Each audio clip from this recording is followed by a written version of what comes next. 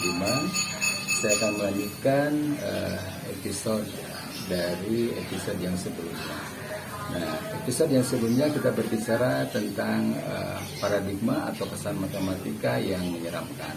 Nah, pada episode kali ini saya akan berbicara bagaimana bahwa matematika itu sebetulnya menarik. Matematika itu menyenangkan. Artinya untuk meniadakan kesan matematika yang terkesan mengerikan tadi, gitu ya. Nah, saya ingin mengawali dari sebuah cerita atau ilustrasi tentang chef, gitu ya, tentang juru masak.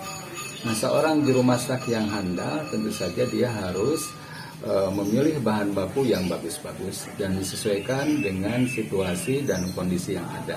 Contoh misalkan kalau di Jawa Barat yang penduduknya Muslim, tentu saja bahan baku yang diperlukan oleh chef tadi adalah bahan baku yang halal, bukan bahan baku yang haram seperti babi. Gitu. Nah, bahan baku yang bagus dengan racikan memasak yang bagus, dengan ramuan yang bagus oleh seorang chef yang ahli tadi, maka itu menjadi sebuah daya tarik tersendiri. Tapi apakah itu saja cukup? Tidak, tentu saja. Nah, menu atau racikan makanan yang sudah bagus itu harus disajikan dalam sajian yang menarik, semenarik mungkin sehingga mengundang atau merangsang orang untuk menikmatinya. Nah, apakah dengan sajian yang menarik saja cukup? Tentu saja tidak. Ya, ada yang ketiga yaitu bagaimana pramusajinya menyajikan makanan itu. Pramusaji yang ramah, yang familiar, gitu tentu saja akan lebih menggugah selera makan bagi para pecinta kuliner seperti itu. Nah, saya ilustrasikan makanan ya, kepada kesan matematika. Jadi kalau matematika tidak ingin terkesan sebagai sesuatu yang horor atau menakutkan, maka harus diawali dengan sebuah kurikulum yang betul-betul kurikulum itu sesuai dengan situasi dan kondisi di mana masyarakat itu berada. Nah, kurikulum yang bagus saja belum tentu bisa diterima oleh siswa. Tapi bagaimana menyajikan kurikulum itu? Sebagai contoh misalkan, kurikulum itu untuk anak SD, maka apalagi dengan sekarang sudah zamannya digital, bagaimana mengkolaborasikan materi dengan digital seperti itu, sehingga bisa menjadi menarik bagi siswa. Nah, itu saja tidak cukup.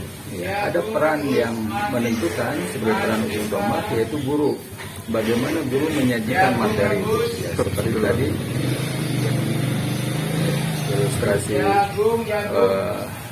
makanan, bahwa pramusaji menyajikan makanannya dengan beretika gitu, dengan ramah, dengan baik, maka guru pun harus menyajikan materi itu semenyenangkan mungkin sehingga siswa dapat menerima materi yang diberikan oleh guru.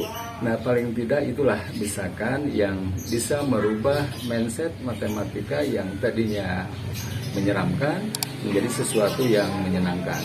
Tapi tentu saja tidak cukup dengan kurikulum yang bagus, penyajiannya yang bagus, gurunya yang bagus, dengan menggunakan strategi pembelajaran yang bagus. Itu saja tentu saja tidak cukup. Perlu keterlibatan beberapa pihak atau elemen-elemen masyarakat tentang merubah mindset matematika.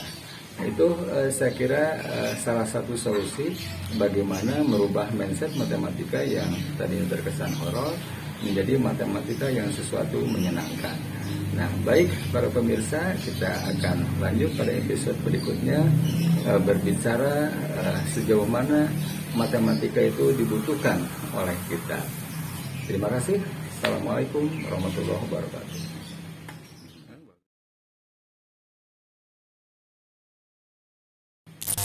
Bagus, Pak.